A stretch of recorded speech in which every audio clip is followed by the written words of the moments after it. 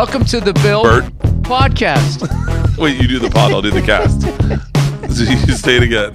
Welcome to the Bill Bert podcast. Yeah, that has to be the intro. That's got to be the intro. What's going on? So I'm gonna be straight edge now, dude. I like it, Bill. I don't know how long I can do it because there was like I forget what I was watching the other night. I was just kind of like, man, I wouldn't mind just having like a little edible, but it was starting to become like booze for me. Yeah, it's the same. It's the same problem. Is if it's in the house, I'm gonna eat it. I'm gonna do it. You got cookies in the house, I'm eating cookies. Yeah, me too. You got kale in the house, I'm eating kale. So I just gotta, you got a whole drawer. Yeah, some of these fucking gigs, they give you a bag full of weed now. And then that's just sitting there. And your wife doesn't let you get a surfboard. You need to take the edge off. I smoked a joint that night and then passed out in my daughter's room. And dude, that's your catchphrase. You tell this story, I'll tell you, and then you ended up, I'll tell you, I smoked a joint that night, okay? I smoked a joint that night. No, I'm already coke after that argument. I'm already fantasizing about. I have a trainer. I've been working out with a trainer, and so I have a trainer at 4:00 today. And I was Googling George Lopez, and I saw a picture of him smoking a cigar, and I went, "Oh, I'm having a cigar tonight. I'm having a cigar tonight." And then when he said, and we were playing golf for the first time, and we cracked those silver bullets, those Coors, I went, "Ooh, I got Coors in the fridge. I'm gonna have a Coors and a fucking cigar." And it's windy out. I love smoking a cigar in the wind, so I'm gonna go bust my ass with my trainer. And Why then in the wind? What? I love smoking cigars in the wind. What is it about the wind? It's hard to light, man. It's to watch the smoke come out of your mouth and just dance away. I love it. I love it. I can romanticize any way to catch a buzz. I was gonna say, you just painted a picture there, man. I like that. Oh, I can't watch Michael Jordan smoke a cigar and not want a cigar immediately. Oh, dude, that was the hardest. What about not drinking whatever he had in that little the right glass for that scotch that was just sitting there, and he was telling his whole fucking basketball life story, and then in the end, I'm lighting this and I'm drinking that because I'm the greatest that ever fucking did it. I love that documentary, dude. I watched a interview he did with Cigar Aficionado, and I think you might have told me about it. Someone told me about it, and he smokes one cigar, and then the guy goes, "I got this one too," and he's like, "We'll smoke both of them." And I was like, "You're smoking 2 cigars back to back?" And he's like, I need something to drink. And I was like, "Oh, his life is fucking perfect. Like, he just gets to do him all day long." I was like, I fucking, not that I'm holding back at all, but that was my favorite line Joe DeRosa said last week. He just, Bert, it's great to see you finally cutting loose. Dude, DeRosa's podcast with Sal Vulcano, when they were talking about Sour Patch Kids today versus Skittles, and I could not stop laughing because it's how mad, the passion. They get so upset. Did you see the mozzarella sticks versus the fucking chicken wings? No. Oh my God. Joe was so fucking mad.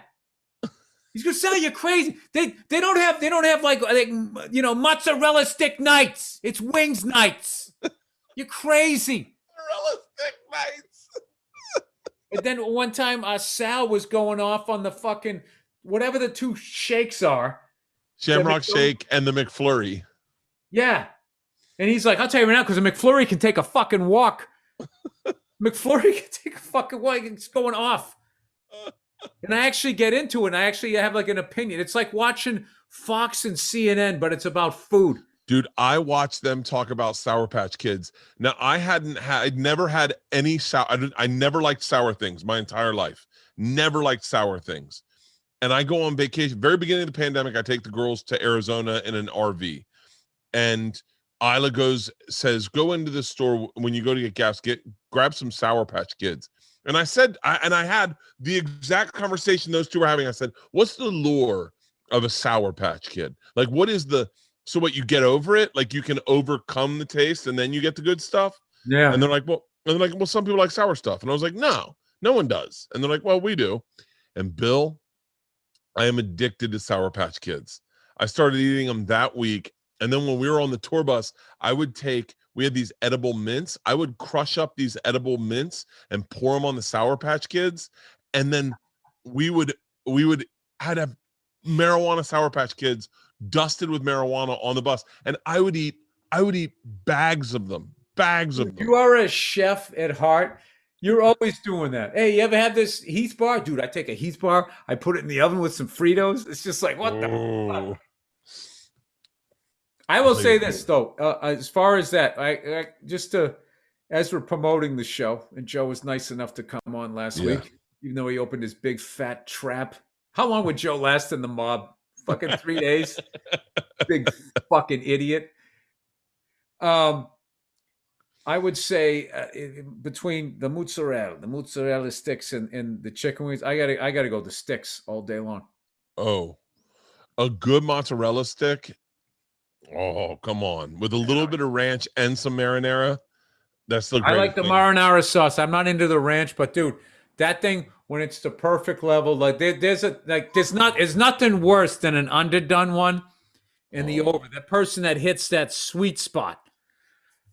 Oh God. Yeah, I don't think that like wings can wings, I don't know, they're fucking messy. I love wings also. I like wings too. But like, if I got to choose between the two, man, I got to go the sticks. I don't want to do their show here, but I was just curious as what you thought. Oh, I'm a big mozzarella stuff, but my problem is, my daughter said to me the other day, like, yeah, you got a problem with pizza. Like, I have a problem with pizza. Like, when I order pizza, I order an extra box. I order pizza? You saw you just finished one. I order extra boxes of it. And I make sure we have lots of leftovers because, man, I can murder pizza. Yeah. Murder. Okay, you get a large cheese pizza, right? How many slices can you do? Oh, the whole thing. Yeah. I do the whole thing. And the crust, you can get the crust down? I do the crust. Bill, because that's cheating. You don't do the crust. That's fucking cheating. Yeah, we got 6 pizzas the day we got down to the Hotel Del Mar. 6 pizzas. They got great pizzas down there. 6 pizzas. We had maybe three pizzas left. I woke up in the middle of the night. I swear to you, I got pretty loaded, smoked a joint that night, woke up in the middle of the night, and I had put a pizza in my pocket of my pajamas. Oh, Bert. I pulled it out in the middle of the night. Took a bite and threw it on the side counter. Leanne goes, we wake up the next morning. She goes, what is all over your side of the bed? No one, I found a piece of pizza in my pocket last night. She was like, what the fuck? Bert. I got a problem with pizza. You need an intervention. That is like some junky shit. Just sitting there like fucking. Oh my God. We should probably wrap this up. I got a class. I do 4. I always say I'm going to have 2 slices. Then I'll have 4 occasionally. Then I'll come back, double back, and I'll get maybe the 5th one. But I can't do a whole pie. Not out here. There's no pizza out here good enough to do the whole pie. But back east, there's a bunch of spots in Massachusetts, just because I grew up out there, that I know that I could definitely do it. And in New York, because I live there, there's a lot of places. Oh, if you go into Ben's, what's your order? If you go to Ben's, Ben's Pizza. Yeah, what's your order? Okay, all right. Those are happy days. All right, you just got to have a plane just to have a plane. Yeah, of course. And if they got a pepperoni mushroom, that's my favorite. I'm probably knocking down 2 of those, and then I'm going to see where I'm at. I would. How long does the conversation happen afterwards? The people, when they go by Ben's, they have no idea the amount of fucking comedians that were in between. Do you remember? I remember the summertime shows and going in there and the sweat drying from your sets because I was moving around like because I was so nervous and drying on my face and then being so relieved and having all like you get $50 a spot and it was all mashed in with cab fare money all stuck in right like when you're drunk and come out of a titty bar back in the day, right? And going in there and then being like having to pay and being like, oh fuck, because that's back when it was dangerous down there. Yeah. Kind of like you just grab one and peel it out and be like, please don't be a 50. Please don't be a 50. I'm gonna get mugged here. Me, Dane, Bobby, Patrice, Keith, Voss, we would all just nobody knew who the fuck we were. We all would all just be standing there fucking just eating that pizza, laughing until like fucking 3 a.m. I actually like Ben's better than Joe's. I love Ben's. I love Ben's. I would get cheese, always get a cheese, pepperoni, and then if they had spinach and the white the white pizza, the white pizza, spinach with it, I had to get one of those. And then I'd always grab one for the road because I lived over on McDougal, and so I'd grab one for the road. Fuck. All right, real quick. My late night when I was in New York, because those fucking delis are open all the time. My late night move was I would get 2 slices of pizza at one of those Rays, and then I would get I get like a pint of ice cream, and then I would get a can of regular Pringles. Oh. And I would go home, and then that was just it. And I would just eat the fucking pizza, right? And then I'd have a little bit of the ice cream, and then I'd open the can of chips, and it was just like doge all the way down. And then the next morning I wake up like, why the fuck did I do that? When I'm in New York now and I see a pizza place, like say I fly to New York, I drink on the plane, I land, I check into the hotel. And I like how you said that, like that goes without saying. I fly to New York, I drink on the plane. It's a 5-hour flight. Yeah.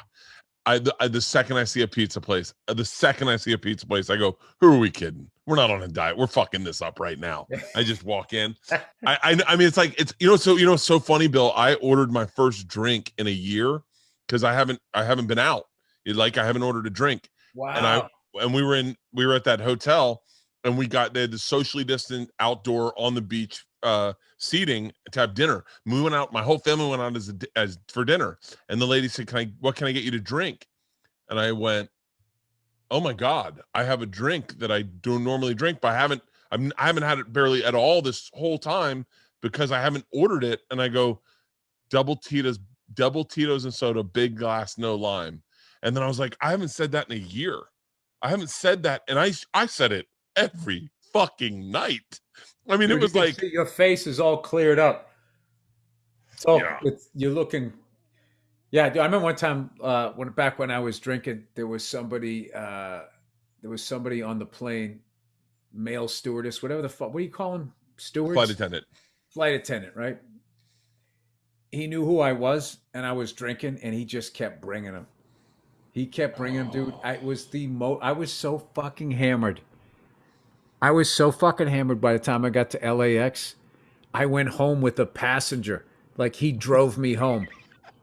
He's like, do you need an Uber? I'm like, I was gonna get, you want me to give you a ride? I was like, yeah, fuck it. And I got in the car, and I didn't realize my wife was driving to LAX.